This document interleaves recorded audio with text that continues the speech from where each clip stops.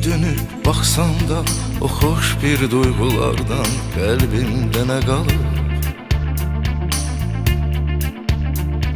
Ömür ötüb gedincə həsrət qaldım sevincə, bildim xoşbəxt günlərim səninlə yaşanıb. Sen heç de gel düşünme, sevdiğim o günlerden ayrı düşmüş hayal.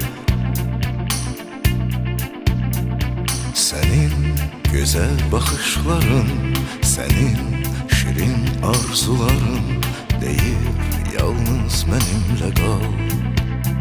Senin güzel bakışların, senin şirin arzuların deyir yalnız benimle kal. Sen her sözümle inciyip küsen, ayrı düşen güzel, gel üzme kalbimi. Senin eşkinle yaşadım inan, unutmadım bir an, sensiz ömrüm yalan. İndi dönüp baksam da yeniden hiç duymadım senin sevgindeki sesi.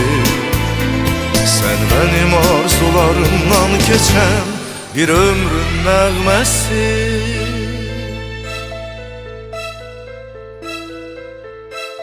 Ayrı düşsen de bil ki mənsiz kalsam da bir gün o sevgin yaşamaz. Seninle yaşadığım həsrətli bir sevgi var, bitmiş hayat sevinci seninle qaydar. Sen hiç de gel düşünme, sevdiğim o günlerden ayrı düşmüş hayal. Senin güzel bakışların, senin şirin arzuların değil yalnız benimle kal. Senin güzel bakışların, senin şirin arzuların değil yalnız benimle kal. Sen her sözümle inciyip küsen, ayrı düşen güzel, gel üzme kalbimi.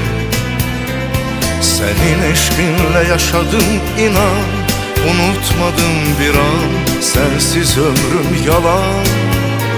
İndi dönüp baksam da yeniden hiç duymadım senin sevgindeki sesi.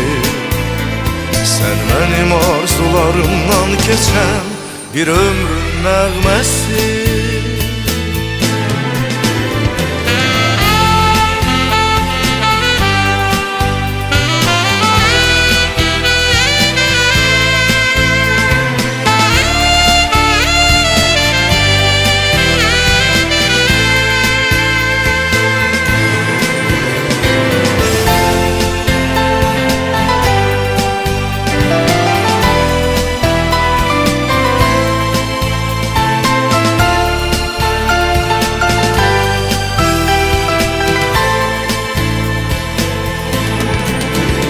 Sen her sözümle inciyip küsen, ayrı düşen güzel, gel üzme kalbimi.